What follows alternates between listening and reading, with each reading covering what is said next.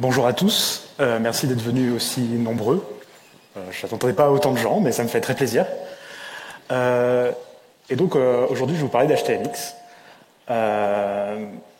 Avant, je vais me présenter en deux, trois mots. Je m'appelle Harold Favreau, je suis développeur chez Lixi, une ESN rennaise, depuis un peu plus d'un an maintenant. Et je fais du full stack, mais à la base, j'ai plutôt une fibre un peu back-end. Ça va peut-être influencer pourquoi je parle d'HTMX, mais je vous laisserai en être les juges. Et allons-y. Avant d'en parler, un autre but que j'avais en voulant parler d'HTMX, c'était aussi de prendre un peu de recul sur le développement front-end actuel.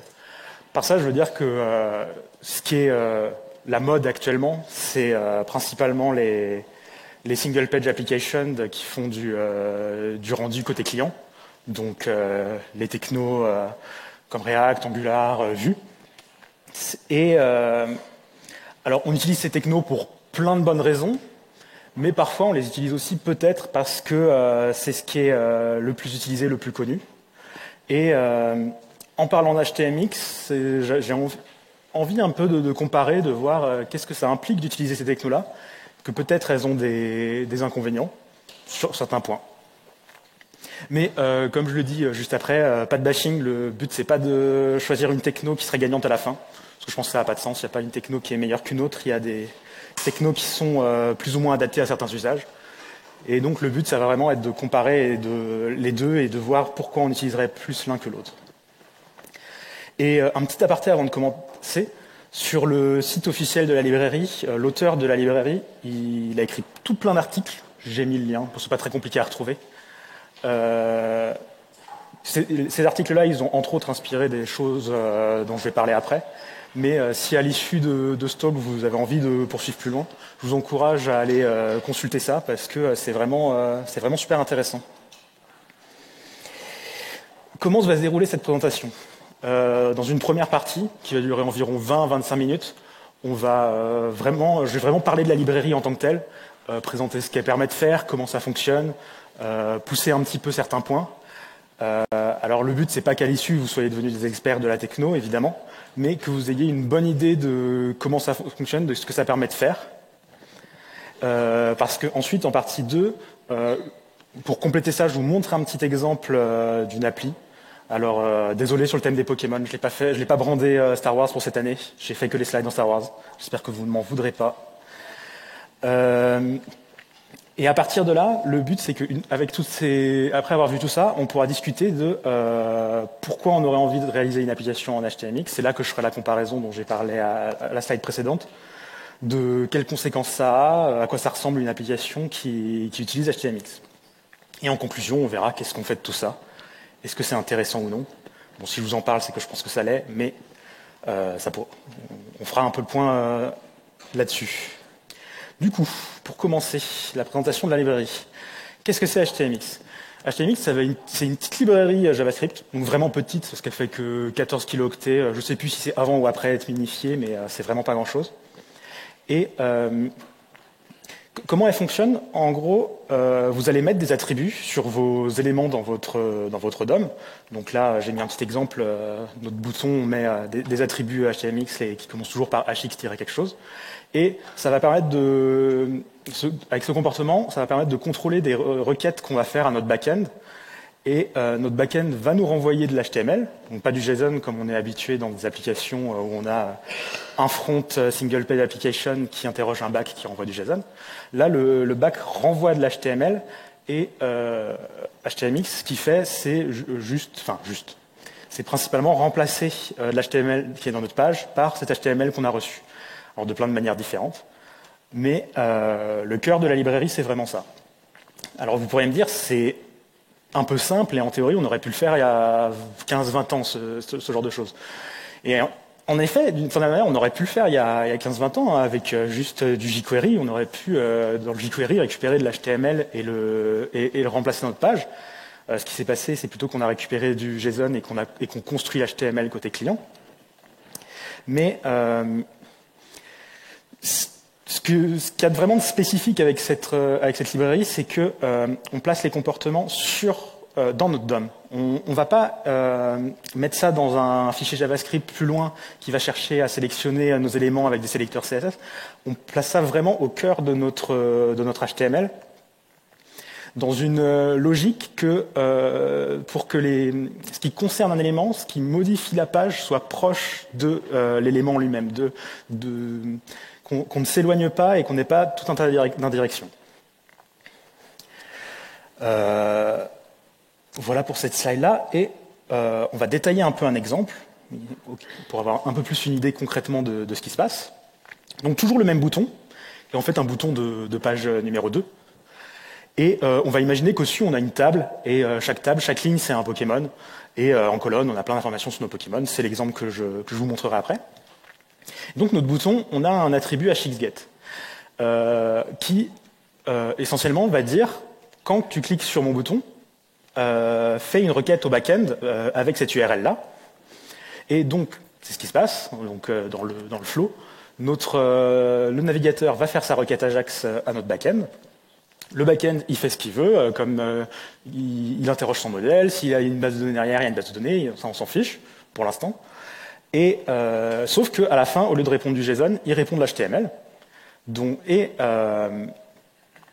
Donc là, dans l'exemple en tant que tel, il va renvoyer le T-body qui va être le nouveau contenu, celui de la page 2. Le navigateur reçoit ça, donc c'est HTMX qui reçoit ça. Et qu'est-ce qu'il fait de cet HTML? On s'est précisé avec deux attributs ici. Le hxtarget qui lui dit, alors tu vas aller remplacer l'élément qui a cet ID là. Le hxtarget, c'est un sélecteur CSS. Et un hxswap qui lui précise juste, je reviendrai en détail sur ces attributs-là après, mais qui lui dit juste remplace tout l'élément avec la réponse. Et donc là, bon, je me répète un peu, mais je vous ai quasiment donné tout le cœur d'HTMX. Alors bien sûr, il y a plein de possibilités de moduler ça, mais je vous ai expliqué vraiment le cœur, et c'est de là que tout part. Mais ce qui va être intéressant aussi, c'est que avec ce principe qui paraît peut-être pas si compliqué que ça, et ben en fait on peut faire beaucoup de choses, on peut construire des applications très complexes. Peut-être que vous l'avez déjà deviné, mais en fait HTMX ça veut dire HTML Extended. Parce que ce dont je vous parle depuis tout à l'heure, en fait, ça vous rappelle peut-être en fait la manière de fonctionner du web à l'origine. Avant de moduler avec du JavaScript, vraiment, on a des pages HTML et dessus on a des éléments et on a des liens vers d'autres pages. Et quand on clique sur ces liens, on navigue, on a des formulaires. Et donc l'idée de HTMX, c'est vraiment d'étendre cette logique parce que elle n'est pas suffisante pour faire des applications modernes comme on en fait depuis 10-15 ans où on a des comportements plus compliqués, on ne veut pas forcément que l'utilisateur recharge sa page. Donc vraiment, on étend l'HTML via principalement 4 points. Le premier, c'est que tout élément va pouvoir effectuer une requête HTTP. Dans l'HTML de base, on autorise juste les liens, les anchors, les A à faire des requêtes, et les formulaires à faire des requêtes aussi. Là, avec HTMX, on va autoriser tout élément à faire ces requêtes. Un point qui va être très intéressant aussi, c'est qu'on va autoriser tout événement à déclencher une requête HTTP. Avec les liens, on peut juste cliquer dessus. Avec les formulaires, on peut juste les valider. Avec HTMX, on va s'autoriser à réagir à n'importe quelle sorte d'événement. Passer la souris sur un élément du DOM, au bout d'un certain temps. On pourra même attendre qu'un élément apparaisse sur la page. Aussi, ça j'en ai déjà parlé, on va s'autoriser à remplacer une partie de la page plutôt que la page entière. Et donc ça nous permet d'avoir ce feeling un peu single page application pour éviter un rechargement de la page à chaque changement sur la page. Et finalement, on va aussi autoriser tous les verbes HTTP. Parce que c'est dommage, avec l'HTML, on s'autorisait que les get et les post. Donc pour faire des API REST, c'est pas forcément foufou. Là, on va vraiment autoriser aussi patch, put, delete, donc 5 en tout. Donc ça va permettre d'avoir derrière des API qui correspondent peut-être un peu mieux à notre besoin. Mon but là, pour finir cette partie, ça va être de faire un focus sur certaines de ces points, pour vraiment toujours dans l'idée de vous donner une bonne idée de ce qu'on peut faire avec HTMX. Et la première chose sur laquelle je vais insister, c'est les événements. Donc comme je vous l'ai dit, on peut réagir à n'importe quel événement. De base, ça va être l'événement naturel de l'élément auquel on va réagir. Je l'ai mis en guillemets parce que naturel, ça peut se discuter, mais en général, c'est soit un clic, soit pour tout ce qui est un champ de texte, ça va être quand le champ de texte change. Mais évidemment, et c'est là que ça devient intéressant, on peut choisir de réagir à un ou d'autres événements avec un attribut qui est hxTrigger. On peut en mettre plusieurs. On peut réagir vraiment à n'importe quel événement JavaScript, même des customs, hein, pas que ceux qui sont de base dans les navigateurs. On peut réagir vraiment à n'importe quoi. Et la force de ça, c'est que ça va permettre d'implémenter tout plein de comportements particuliers, des scrolls infinis, Bon, je vais prendre l'exemple du dessous parce que je trouve que c'est le plus parlant. Mais avant, je veux quand même vous dire, on peut aussi mettre des modificateurs. Et donc ça, je vais vous l'illustrer avec l'exemple du dessous. L'exemple du dessous, là, il faut imaginer que c'est le champ de recherche des Pokémon. On veut rechercher des Pokémon par leur nom. Mais on ne veut pas que l'utilisateur ait à valider sa recherche pour afficher tous les résultats. On veut que ça se fasse un peu en temps réel pour que ce soit plus sympa. Et en même temps, on ne veut pas qu'à chaque fois qu'il tape n'importe quoi dans son champ recherche, ça redéclenche une requête directement. On veut attendre un petit peu. Et en fait, ce comportement qui est, mine de rien, un peu complexe, on arrive à l'implémenter assez facilement avec HTMX. On lui dit juste en premier réagit à l'événement d'input. Donc c'est l'événement qui est déclenché par l'élément input. On lui dit mais change parce que tu attends quand même que la valeur soit changée. On ne veut pas redéclencher une requête si l'utilisateur il a juste touché ses flèches, navigué dans son champ. Et on met un petit délai de 500 millisecondes pour lui dire mais tu ne fais ça qu'après qu'il se soit passé une demi-seconde depuis le dernier. Et donc, comme je le disais, juste avec ces 3 petits mots-clés, on arrive à avoir ce comportement qui est quand même un peu complexe à décrire. Et s'il fallait le réimplémenter de zéro, ce serait quand même pas si simple. Enfin, faudrait y passer un peu de temps. Et là où je vais vous demander de me croire, c'est que c'est pas un cas spécifique. Il y a tout plein de petits comportements comme ça qu'on va pouvoir implémenter avec HTMX. C'est pas spécifique, je vous ai pas choisi le meilleur exemple pour faire ça. Ça va être possible d'implémenter tout plein de petits, ce que je vais appeler des patterns du X. Je n'ai pas trop de meilleurs noms pour ça. Si vous en avez, je vous laisserai me les donner après. Mais vraiment, on va pouvoir avoir accès à plein de petits comportements comme ça. Un autre point sur lequel j'ai envie de me focaliser aussi, c'est on modifie quoi et comment. Encore pareil, on va avoir un comportement par défaut. Par défaut, c'est l'élément qui fait la requête qui est modifié, et c'est son contenu, donc pas l'élément lui-même, c'est tout l'HTML qui contient qui est remplacé par la réponse. Évidemment, c'est pas forcément ce qu'on veut, notamment pour un bouton de page comme celui qu'on avait avant. Et donc, ce qu'on peut faire, c'est on peut cibler un autre élément avec l'attribut hxTarget. Donc, on l'a vu dans l'exemple que je vous ai détaillé tout à l'heure. Et ça se fait avec les sélecteurs CSS. Il y a quelques mots-clés en plus que ceux auxquels on est habitué avec les sélecteurs CSS pour être un peu plus précis. Mais en gros, c'est les sélecteurs CSS. Et on précise comment on modifie avec l'attribut hxSwap. Donc là encore, on a plein de possibilités. On peut... Donc, le comportement de base, c'est à remplacer ce qu'il y a à l'intérieur. On peut remplacer tout l'élément en entier. On peut rajouter du contenu avant, après, au début à l'intérieur ou à la fin à l'intérieur. On peut même supprimer l'élément. Donc, on va vraiment avoir tout un tas de comportements possibles, de stratégies de qu'est-ce qu'on modifie sur notre élément. Je précise, sans rentrer dans les détails, qu'il y a aussi des manières de remplacer plusieurs éléments en même temps. Si jamais vous voudriez modifier plusieurs éléments en même temps dans votre page avec une seule requête réponse, c'est possible. Mais c'est déjà un peu plus complexe. Et là, c'est un peu la morale grand pouvoir implique de grandes responsabilités. Dès que vous allez rentrer dans des choses comme ça, vous allez complexifier votre application. Donc, c'est pas forcément à abuser. Une chose dont je n'ai pas parlé jusqu'à maintenant, c'est les paramètres. C'est super de faire des requêtes HTTP, mais si elles ne peuvent pas avoir de paramètres, on va être limité assez rapidement. Et là, ça va être inspiré vraiment très fortement par les comportements HTML d'origine, donc le web d'origine. C'est-à-dire que va falloir beaucoup passer par les formulaires pour envoyer des paramètres. Notamment si on veut envoyer plusieurs paramètres, c'est vraiment la manière la plus naturelle d'utiliser un formulaire. Et ils seront envoyés évidemment en format form URL encoded, form data URL encoded.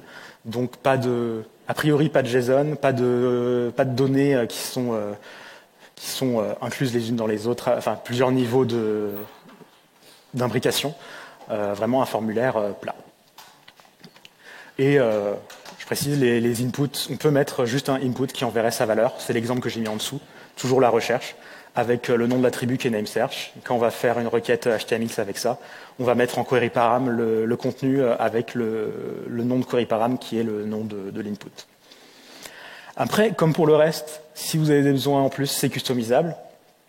Il y a l'attribut hxinclude pour aller inclure des inputs qui viendraient d'autres éléments. C'est utile parce que notamment, par exemple, dans une table, on ne peut pas mettre de formulaire. Donc si jamais vous avez un besoin, vous pouvez utiliser hxinclude. En plus, il y a hxvals qui permet soit de mettre des valeurs en dur, soit évaluer via JavaScript. Toujours Spider-Man, grand pouvoir impliquant grande responsabilité. Il ne faut pas abuser de l'évaluation de paramètres via JavaScript. En plus, si vous le faites mal, ça pourrait introduire des vulnérabilités parce que vous prenez n'importe quoi et évaluez via JavaScript.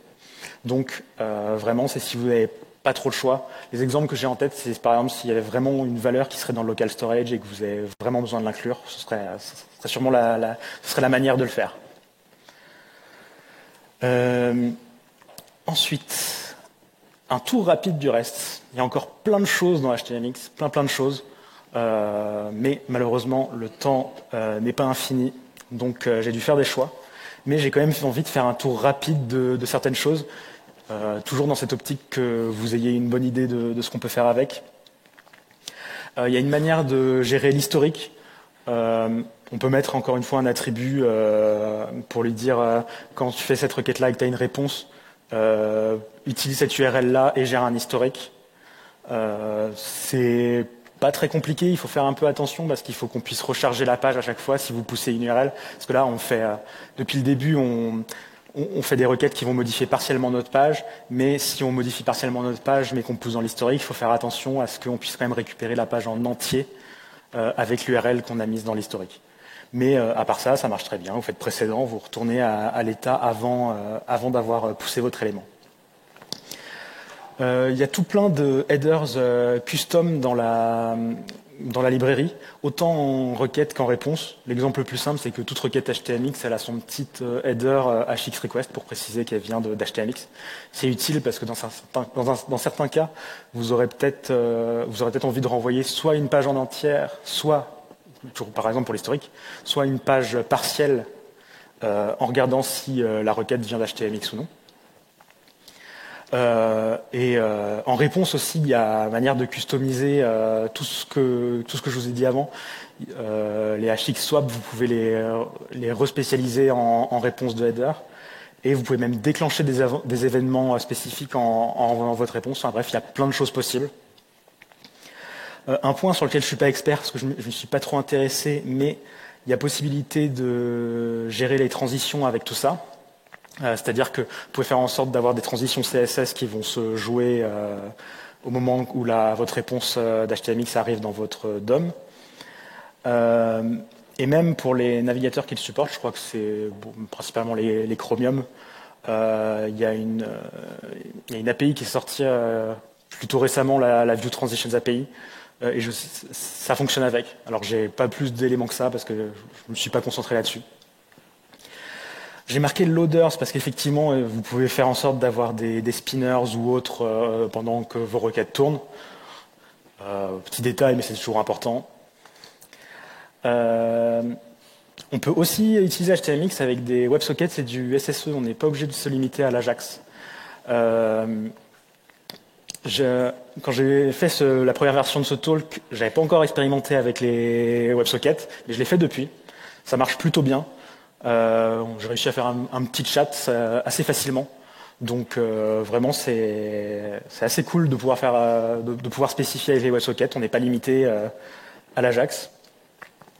Et pour finir, les extensions. Il y a tout plein d'extensions en plus de de ce que je vous ai dit, pour rajouter des comportements particuliers.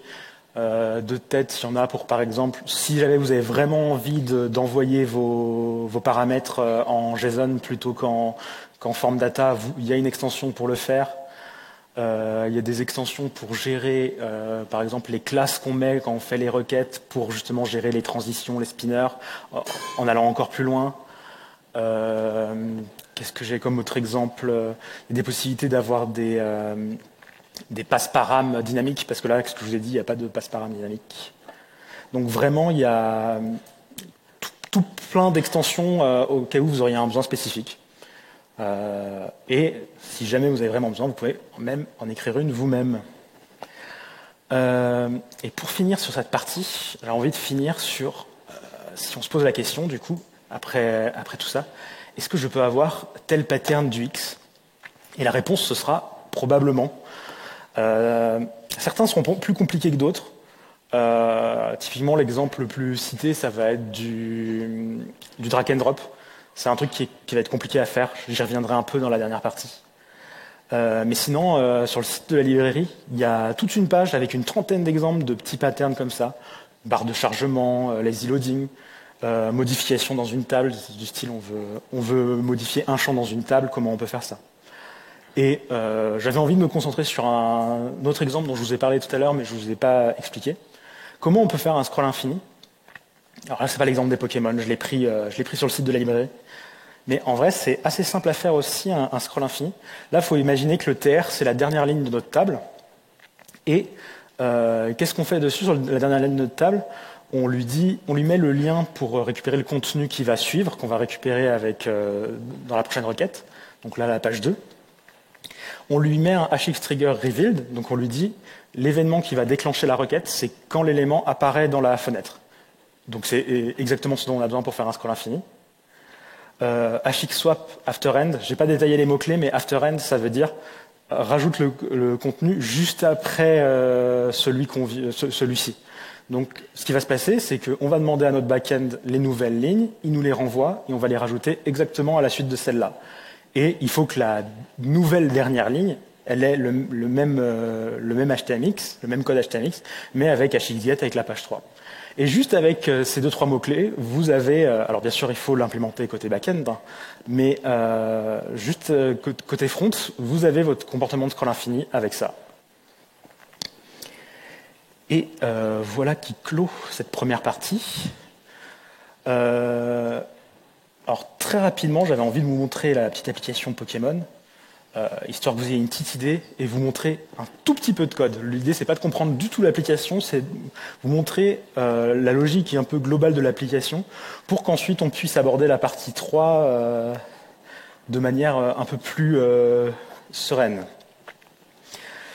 Alors, c'est une application vraiment très simple, hein, c'est juste une liste de Pokémon avec le fameux scroll infini. Je peux vous le montrer. On scroll, on scroll, on scroll. On va le faire 10 ans, mais c'est très amusant. On a une recherche. Donc pareil, c'est ce que je vous ai dit, ce dont je vous ai parlé tout à l'heure. La recherche s'actualise après une demi-seconde. Et on peut mettre des petites notes sur nos Pokémon. Alors, si j'arrive à écrire. Lui, je l'adore. Donc vraiment très très simple. Il n'y a pas beaucoup de comportements en plus s'il y a le tri par statistique. Et je peux rechercher mon salamèche pour vous prouver que c'est quand même fait dans le back-end. Voilà, il y a toujours Julie, je l'adore, il n'est pas parti. Voilà, c'est à peu près tout. Il y avait aussi une version par page, mais elle est pas aussi complète. C'est pas parce que j'avais pas envie de refaire le même code en 2 fois. Mais il y a le comportement par page, c'est la même chose sans la partie commentaire. Et je vous montrer vraiment 2 minutes le code derrière ça. J'ai pris un exemple. Alors vraiment, cherchez pas à comprendre exactement tout. Ça, c'est vraiment la page, celle-ci, le scroll infini. Ça, c'est notre requête pour récupérer notre scroll infini. Essentiellement, ce qui se passe, c'est on interroge notre modèle. Donc, là, il faut imaginer, je ne l'ai pas forcément très bien fait, tout n'est pas très bien séparé dans ce code-là. Ce n'est pas le meilleur code que j'ai écrit, mais c'était plus une expérimentation qu'autre chose. Mais la manière dont je vois les choses, c'est on interroge notre modèle et on obtient une donnée qui, dans le meilleur des mondes, serait la même si on renvoyait du JSON. Vraiment, bon, ouais, là, elle s'appelle Table Model, mais vraiment, cette donnée, c'est la même que si on était dans une API qui renvoyait du JSON. Et c'est après, notre contrôleur, il fait un peu de travail dans le sens où il regarde, en fonction des headers, est-ce que je renvoie une page en entier ou est-ce que je renvoie une page partielle. Encore une fois, je ne rentre pas dans les détails, mais en fonction de ce qu'on décide, on va interroger un template. Là, dans cette application-là, j'ai utilisé des templates pour envoyer de l'HTML, donc j'ai utilisé Handlebars, c'est le nom de la branche d'ailleurs. Donc, à quoi ça ressemble ce code-là? Ça, limite, c'est pas très intéressant. Ce qui est plus intéressant, c'est que ça, c'est toutes les données dont on a besoin pour remplir nos templates. Nos templates, quelle tête ils ont? Bah, essentiellement, c'est juste de l'HTML avec des petites données en plus. Là, c'est la page en entier, c'est pas le plus intéressant. Ce qui va être le plus intéressant, c'est la table. La table, c'est vraiment, on a notre table, on met nos champs. Bon, c'est de l'HTML, hein, on va pas dire que c'est ultra intéressant de le décrypter, mais ce que j'ai envie de vous montrer, c'est... En fait, il y a très peu d'HTML. Ouais, effectivement. Je vais faire comme ça. Non, ça marche pas. Désolé, je n'y pensais plus, comme je suis en face de l'écran. J'ai beaucoup zoomé du coup. Un peu trop zoomé. On va essayer de fermer des onglets. Hop, on va dire que c'est suffisant. Non, la dernière chose sur laquelle je voulais insister, c'est qu'en fait, il y a très peu d'HTMX dans cette application. Bon, après, il n'y a pas beaucoup de comportements non plus, mais ce que je trouve intéressant, c'est qu'il y a vraiment très peu de choses. Il y a un hxget pour la recherche. Il y en a un, celui-là, c'est pour le scroll infini. Et à chaque fois, c'est quelques attributs. On ne va pas les regarder un par un, mais l'idée j'aimerais vous convaincre qu'il n'y en a vraiment pas beaucoup. Et c'est ça que je trouve assez intéressant, entre autres, avec cette techno, c'est que vous n'avez pas besoin de rajouter beaucoup d'HTMX pour avoir un comportement qui a ce feeling un peu de single page application, mais avec cette logique de web à l'origine, de multi-page application. Voilà pour la mini démo. Encore une fois, c'est vraiment un aperçu très rapide, parce que, en plus, j'ai encore beaucoup de choses dont j'ai envie de vous parler. Donc on va réenchaîner directement. Partie 3. Donc, on va imaginer que vous avez tous maintenant une bonne idée de ce que ça fait HTMX. On voit à peu près ce que ça fait. On voit comment ça s'ordonne. Maintenant, si on veut réaliser une application en entier avec, à quoi ça va ressembler et pourquoi on voudrait faire ça? Est-ce que c'est une bonne idée? On va aborder un peu tout ça. Le premier point, c'est est-ce que c'est une bonne idée? Alors c'est une question compliquée, hein, il y a plein de facteurs qui rentrent dans la question dans la réponse de est-ce une bonne idée, mais j'ai découpé ça en deux questions qui sont un peu plus facile de répondre. C'est est-ce que c'est utilisé en prod et est-ce qu'il y a une communauté importante? Parce que si la réponse est oui dans les deux cas, c'est déjà un bon argument pour se dire peut-être qu'il y a de l'intérêt à aller vers ça. Et en plus, si c'est utilisé en prod, on peut espérer avoir des retours d'expérience. Il y a des exemples d'utilisation en prod. Alors tout le monde n'en parle pas, hein. Je pense qu'il y a pas mal d'endroits où ils l'utilisent sans en parler. Mais il y a un exemple très parlant, qui est un peu l'exemple vitrine parce qu'il est assez impressionnant. C'est un exemple qui a été présenté à la DjangoCon 2022. C'est une petite boîte française, petite boîte parce que c'est 4 devs, qui ont un outil, un SaaS, qui permet de consulter des documents qui sortent de l'Assemblée nationale pour chercher des informations dedans. Alors chercher des informations dedans, je crois que ça permet de mettre des marque-pages, enfin ce genre de comportement. Le fonctionnel n'est pas énormément creusé dans leur talk. Mais aussi, ce qui est intéressant, c'est que c'est un cas d'une migration de React vers HTMX. Et là, ils ont plein de chiffres qui sont vraiment extrêmement impressionnants. Du style, ils sont passés de 21 000 lignes de code à un peu plus de 7 000. Ils ont diminué leur nombre de dépendances JavaScript de un peu plus de 250 à 9. Ils ont perdu aucune expérience utilisateur. C'est-à-dire qu'ils ont pas, il n'y a pas un endroit où ils ont dit, ben ça va marcher un peu moins bien parce qu'on passe à HTMX. Vraiment, ils ont gardé le même comportement pour l'utilisateur. Avant le first time to interaction, c'était de 2 à 6 secondes. Après, c'est passé de 1 à 2 secondes. Et ils arrivent à gérer des quantités de données qu'ils n'arrivaient pas à gérer avant. Donc vraiment, ce que je dis, c'est l'exemple vitrine, parce que quand on voit ça, on se dit, mais c'est génial, c'est le meilleur truc du monde, il faut vraiment aller en faire tout de suite. Faut moduler un peu, parce que ils avaient sûrement une application qui s'y prêtait extrêmement bien. Une application, j'appellerais ça une application très CRUD, beaucoup de données, des images qu'on consulte, pas des comportements particuliers, pas des chats, pas des cartes, vraiment... c'est un modèle d'application qui s'y prête très bien. Il y a un deuxième exemple qui est similaire avec des chiffres similaires de réduction de code. Alors celui-là, il n'y a pas de talk derrière, mais j'en parle parce qu'il y a un code source qui est public d'avant et après migration.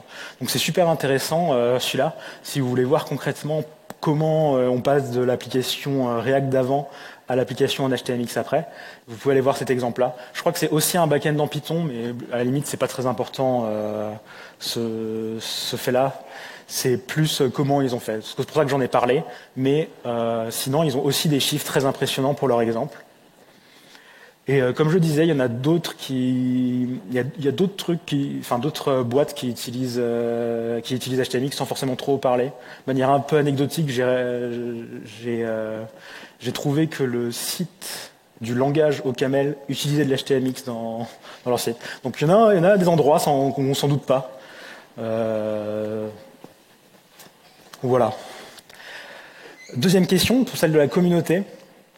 C'est un peu plus compliqué d'y répondre. C'est une librairie qui gagne en popularité récemment.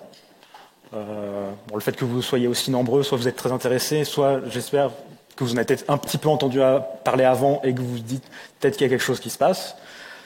Donc, ça gagne en popularité, évidemment, c'est pas au niveau des React et des Angular, hein, on est loin de là, mais ça monte progressivement. C'est pas forcément égal au niveau des langages. Il y a une très forte communauté autour du Python, autour du Go. Il y en a quand même une petite autour de Java, Kotlin, Spring Boot. Il y a des gens qui ont fait des librairies pour utiliser HTMX avec Spring Boot. Et beaucoup de ressources, oui, parce que on trouve quand même pas mal de contenu sur comment faire certaines choses. Encore une fois, j'ai pas fait une application énorme, mais à chaque fois que j'avais des questions sur comment comment implémenter un comportement, j'ai toujours trouvé des éléments de réponse. Mais c'est de l'expérience personnelle, je vous l'accorde. Et un petit truc aussi qu'on va ressortir beaucoup. Alors, c'est anecdotique, hein, mais il y a plein de gens quand je parcourais la communauté qui disaient avant, je faisais un truc en React, là, je suis passé à HTMX, et pour ce que j'en fais, c'est quand même beaucoup plus simple, c'est quand même beaucoup moins compliqué que d'avoir une appli complète en React. Après, encore une fois, je pense que ça a tempéré, c'est peut-être pas des grosses applications, mais je pense que ça veut dire quelque chose quand même. Bon, maintenant, on va se dire, allez, peut-être que c'est une bonne idée. Imaginons qu'on fasse une appli avec HTMX.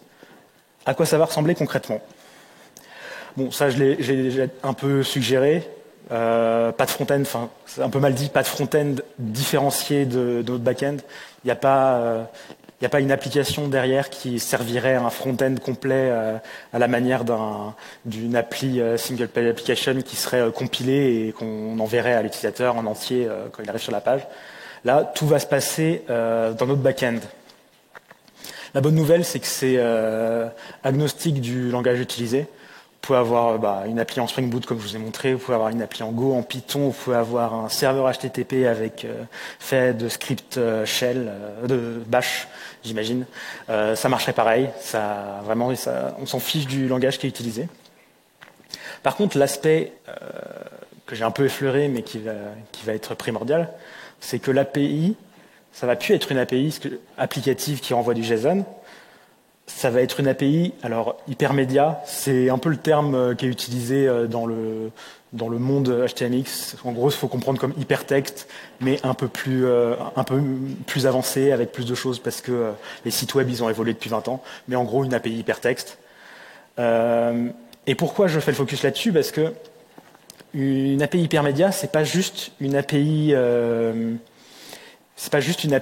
applicative où on aurait remplacé le JSON par de l'HTML. Une API hypermédia, elle est beaucoup plus spécifique de votre expérience utilisateur. Vous allez avoir des endpoints pour réagir à des actions de votre utilisateur très précises. Vous allez même avoir des endpoints pour renvoyer juste une information d'interaction. Par exemple, quand j'ai mis des petits commentaires sur ma ligne de Pokémon, eh ben, il me faut un endpoint pour que... Bon, je peux le remontrer, hein, ça prendra 2 secondes. Quand j'appuie sur ce bouton, en fait, je fais une requête à mon back-end pour récupérer cet élément-là. Alors, ça implique des choses, ça implique qu'on se prend la latence quand on fait ça, alors qu'avec une single page application, tout ça se passerait uniquement côté client. J'y reviens après. Vous allez dire, ça fait beaucoup de choses sur lesquelles je reviens après, mais promis, je reviens sur tout. La bonne nouvelle, c'est que ça reste une API REST. C'est-à-dire que vous avez des ressources, vous avez des infos qui correspondent à vos verbes. Et je dirais même que c'est sans doute encore plus des API REST que les API qui renvoient du JSON. Mais j'ai pas envie de rentrer dans les détails de ça. Et surtout, je crois qu'il y a une conférence, un talk vendredi après-midi qui va parler de ça, des API hypermédias de manière générale. Donc je pense que vous aurez des réponses à ça là-bas. J'espère que je jette personne sous le bus et qu'il va vraiment parler de ça. Une dernière chose, enfin 2 dernières choses qui sont liées. C'est la problématique du state côté client. Peut-être que vous y pensez depuis tout à l'heure. Par exemple, avec React, on a des solutions à la base de Redux ou d'autres choses pour gérer le state côté client. Avec Angular, ça va être géré dans des services, etc. Et là, je n'ai pas du tout parlé de ça. Et c'est parce qu'en fait, avec HTMX, on revient, comme je l'ai dit, à la logique du web de base. Et la logique du web de base, c'est que l'état côté client, c'est la page HTML. Les actions que votre utilisateur peut ou ne peut ne pas faire, c'est les liens et les boutons, les interactions qui sont contenus dans sa page HTML. Et c'est vraiment ça qui... Pourquoi j'insiste sur ce point-là? Parce qu'en fait, faut vraiment avoir cette logique-là de se dire c'est l'état de la page HTML à un moment donné, c'est à quoi elle ressemble qui dicte où en est l'utilisateur dans son utilisation de l'application. C'est pour ça qu'après j'ai mis Atheos. Atheos Hypertext as the Engine of Application State, qui est ce petit truc qu'on voit parfois avec les API REST, qui paraît toujours un peu bizarre, où on nous dit, dans les réponses des API REST, il faudrait rajouter d'autres liens qui correspondent à d'autres routes, qu'on peut interroger, dont on peut interroger, je sais pas comment le dire, sur lesquelles on peut interroger notre back-end. Et avec une API qui renvoie du JSON, ce truc-là, ça n'a pas trop de sens. Enfin, en tout cas, à titre personnel, j'ai jamais trouvé que ça avait trop de sens. Mais si vous voyez votre API REST comme une API qui renvoie de l'HTML, ça a beaucoup plus de sens. C'est ce que je viens de vous dire.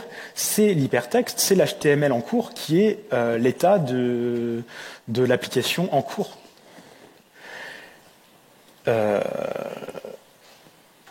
Du coup, maintenant qu'on a vu tout ça, la fameuse question titre de la conférence, est-ce que c'est un retour en arrière du coup? Est-ce qu'on relance Timeleaf et JSP? Bon, j'ai eu la chance, hein, j'ai pas connu JSP, j'ai fait un peu de Timeleaf personnellement, mais je n'ai pas touché à JSP. Et un peu, pourquoi un peu? Parce que les templates, c'est une manière efficace de renvoyer de l'HTML depuis le back-end. C'est pas la seule manière. Il y a JSX. Hein, avec JSX, on pourrait avoir un système qui renvoie de l'HTML depuis le back. Mais les templates, c'est une manière efficace de le faire. Et de ce point de vue-là, oui, peut-être qu'on va relancer Timeleaf et ce serait pas une si mauvaise idée. Timeleaf, c'est un peu verbeux, mais c'est pas la pire manière de renvoyer de l'HTML. Après, je tempère, pas que, parce qu'il y a quand même beaucoup de choses qui ont changé en parallèle de l'arrivée des single-page applications. On n'est plus dans le monde d'il y a 20 ans. L'HTML, il a eu des nouvelles versions, l'HTML5, le CSS, il évolue en permanence, le JavaScript évolue en permanence. On n'est plus dans l'état. Enfin, c'est pas uniquement les single-page applications qui sont la nouvelle chose depuis une dizaine d'années. Il y a quand même d'autres choses qui se sont passées en parallèle. Et puis pas du tout un retour en arrière, parce que avec HTMX, on obtient vraiment le pouvoir du client-side rendering, mais avec la logique multi-page application. Et donc ça, c'est ma conclusion. C'est vraiment, on retourne à ce paradigme hypertexte, hypermédia de l'origine du web, mais avec un regard nouveau, avec des choses qu'on a prises depuis les single-page applications. Mais avec tout ça, on arrive à faire quelque chose de nouveau et à avoir quand même des applications avec des expériences utilisateurs plus riches, en retournant à cette logique de paradigme hypertexte. Alors, j'avais envie ensuite, pour finir, en gros, d'arriver jusqu'à faire une comparaison. Mais pour ça, il y a une dernière chose dont je voulais parler. Donc effectivement, le back-end de retour en force. Pourquoi? C'est parce que on va confier beaucoup plus de tâches au back-end que dans une single page application. Encore une fois, je reviens à l'exemple d'écrire mon petit commentaire dans mon Pokémon. Pour mon Pokémon, c'est que ça, j'ai besoin de demander à mon back-end de me renvoyer l'HTML pour faire ça. Et donc, il y a plein de tâches que je vais faire que je ferai côté client dans une single page application, que je vais faire côté serveur avec HTMX. Comme l'illustre de ce diagramme qui n'est pas du tout quantitatif, que j'ai fait vraiment au pif, mais qui représente quand même bien la situation. Je dis ça pour la blague, mais en vrai non, je pense qu'il représente quand même assez bien la situation. C'est que beaucoup plus de choses se passent côté serveur. Ça va avoir ses inconvénients, j'y reviens. La slide d'après. Parce qu'effectivement, latence, tout ça. Ça a aussi des qualités, slide d'après. Mais la chose que je voulais dire, c'est que, entre autres, il y aura peut-être une importance à mettre en place des caches, surtout des caches côté client pour éviter la latence. Donc à bien gérer les headers que renvoient vos réponses d'HTMX. Et en plus, si c'est vraiment un problème, il y a une autre extension dont je n'ai pas encore parlé d'HTMX qui permet de précharger, par exemple, si vous avez besoin de créer une modale sur votre page, il y a moyen de précharger la modale avant pour pas que l'utilisateur il se la prenne au moment où il appuie sur le bouton qui créerait sa modale. Sur Ggram, il y a quand même un petit truc, c'est qu'il reste une petite partie pour le client-side côté HTMX. C'est parce qu'il y a certaines tâches qui devraient ou qui doivent rester côté client. Le petit exemple que j'avais sur mon scroll infini, c'est que j'avais un petit bouton pour remonter de son haut. Ces choses-là, ça pourrait pas être côté serveur, ça n'a pas de sens. Qui va contrôler le scroll sur la page, ça se passe côté client. Et ça, c'est des trucs qui sont pas gérés par HTMX. HTMX, c'est pas son problème de savoir comment on fait des choses comme ça. Par contre, HTMX, il s'interface bien avec d'autres choses. Ce genre de comportement, vous pourriez le faire en JavaScript classique. Il y a une petite librairie que j'aime bien qui fonctionne bien avec HTMX. Si vous voulez vous renseigner, vous verrez que c'est souvent, les deux sont souvent mentionnés ensemble. Il s'appelle Alpine.js, qui en gros, c'est le même principe, on met des attributs sur nos éléments pour gérer du JavaScript. Donc, toujours cette même mouvance de redéplacer ça, de sortir la logique de fichiers qui sont éloignés et de remettre ça dans l'HTML sur l'élément qui le concerne. Mais si vous n'avez pas envie de vous embêter avec ça, vous pouvez tout simplement faire du JavaScript classique et il n'y a pas de souci. Le moment tant attendu, où on revient sur à peu près tout ce sur quoi je vous ai promis qu'on reviendrait. Le comparatif, où j'ai mis les qualités de chaque côté. Qu'est-ce que je pensais être les qualités?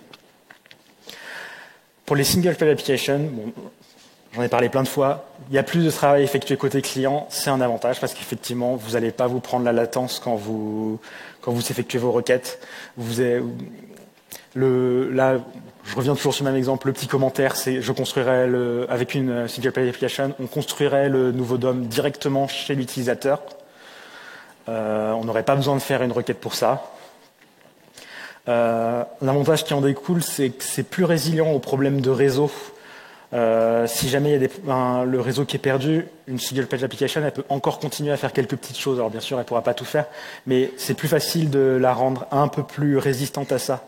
Là où avec HTMX, si vous perdez le réseau, vous perdez tout parce que à peu près tout est contrôlé par des requêtes au back-end.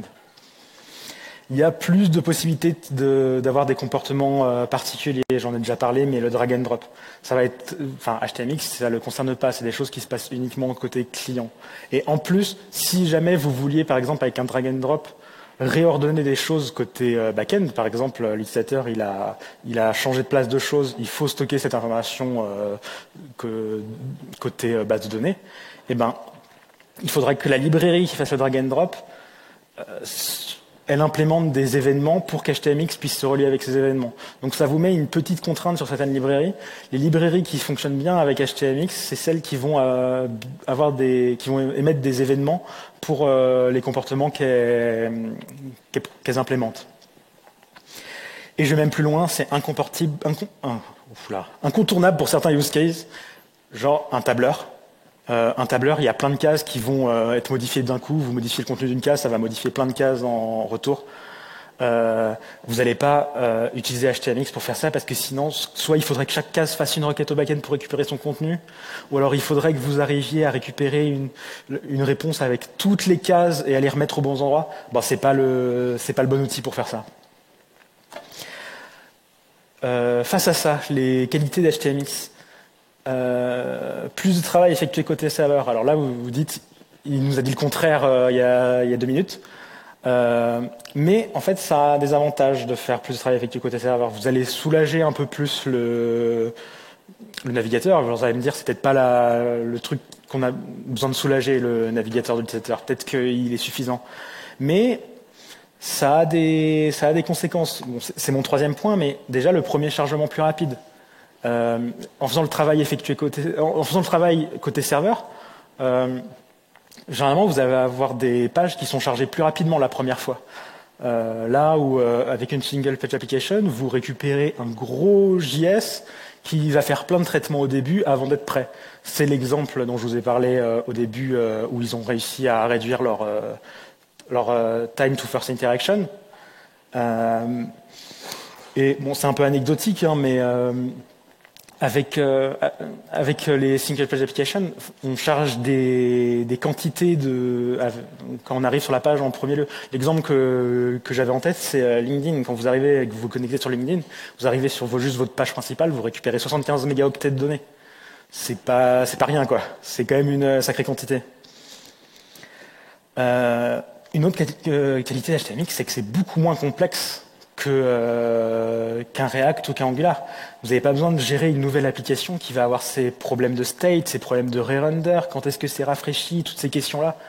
Avec HTMX, c'est quand même beaucoup plus simple. C'est le témoignage qu'on retrouve chez plein de gens. C'est celui que j'ai expérimenté. C'est vraiment beaucoup plus simple. Et le dernier point, c'est que vous allez avoir une API côté back-end beaucoup plus flexible. Parce que là où si vous avez par exemple une grosse application avec une équipe front, une équipe back, ils vont devoir se synchroniser sur les endpoints. Ça se trouve, l'équipe front, ils vont dire ouais, j'aurais besoin de tel endpoint. Là, vu que tout se passe côté back-end et que le front est directement là, vous pouvez changer vos endpoints sans vous poser trop de questions. C'est pas compliqué à faire, ça n'a pas des grosses conséquences comme changer le contrat d'API de votre application. Et en plus, vos données sont plus proches du front, donc vous pouvez peut-être plus facilement faire les bonnes requêtes SQL qu'il faut, exactement les bonnes requêtes pour récupérer les données qu'il vous faut.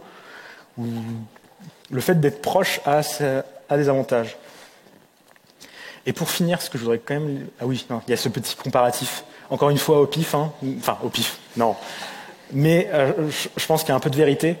Ce qu'il faut retirer de ce diagramme, c'est que avec HTMX, par rapport au web originel qui est à gauche, on a augmenté un peu la complexité. On a beaucoup augmenté les possibilités d'expérience utilisateur par rapport au web originel. Alors, on n'atteint pas non plus le niveau d'une single page application, c'est ce que je veux mettre en valeur là-dessus, mais on n'a pas augmenté la complexité d'autant. Et pour finir, quelques critères pour décider, ça va revenir un peu sur ce que j'ai dit, mais je pense que c'est une bonne manière de conclure. HTMX, ça va être une très bonne idée si vous avez une interface qui est très CRUD. Vraiment, vous avez des données, soit texte, image très précises, vous les récupérez, vous les modifiez, vous les supprimez, et vraiment, truc bien délimité. Avec ça va rouler vraiment très facilement. Aussi, si l'interface elle est bien imbriquée dans le sens où les modifications sur votre page elles sont locales. Ce qui modifie un élément, c'est cet élément ou proche de cet élément. S'il faut que un élément en faisant une requête, ça change plein d'autres choses sur la page, ce sera peut-être un peu moins une bonne idée.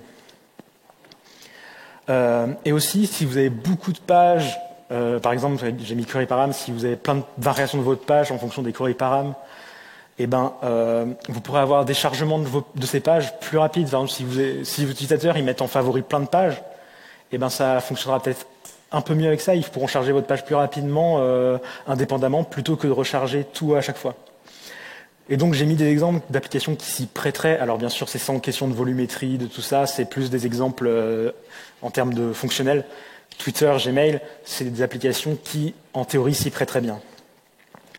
Au contraire, ce sera moins une bonne idée si vous avez beaucoup d'interdépendance dans votre interface. Bon, c'est ce que je viens de vous dire. Si vous avez besoin de modifier plein d'éléments dans votre page d'un coup, ce sera un peu moins efficace.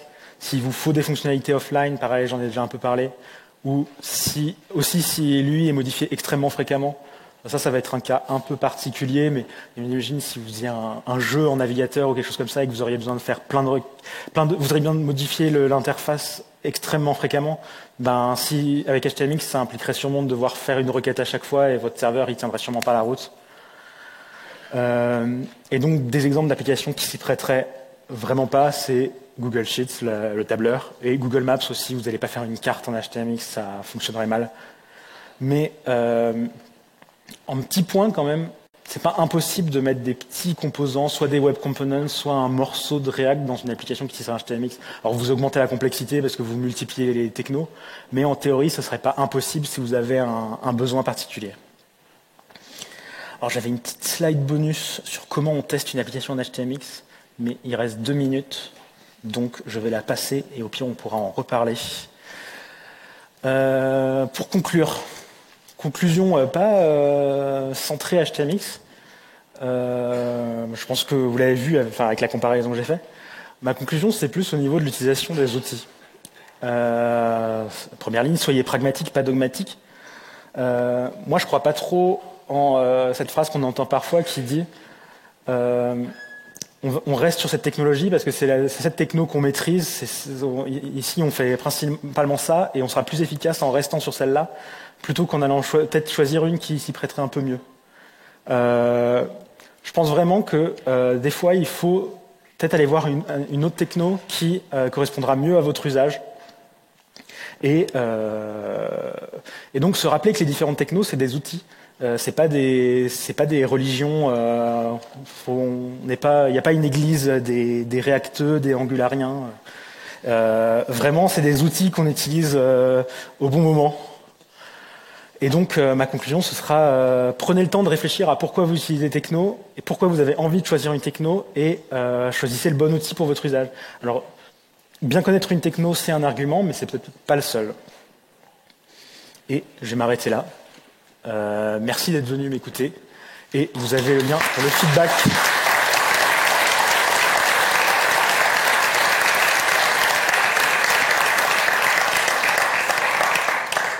Je peux prendre une question.